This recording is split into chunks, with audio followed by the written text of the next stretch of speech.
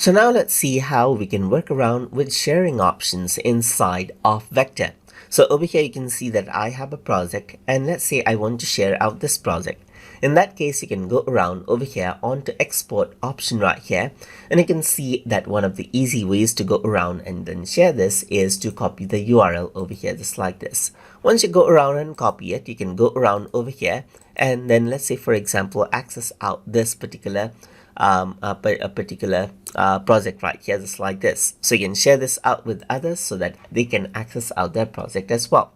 Apart from that, you can go around and choose one of these options right here just like this. Like you can go around and email this out right here, and what happens is that you can go around and choose let's say, for example, email right here just like this, and what happens is that a new mail will be created with an attachment over here. So let's just go around over here and email. And now over here you can see that with a vector link attachment, a mail has been created over here just like this. So this is what you have. So apart from that, you can also see that there's different options, right? You can Telegram it or Tumblr it, and then it'll redirect it out to certain platforms that you select it to. And that is how you can utilize the sharing options inside of Vectr.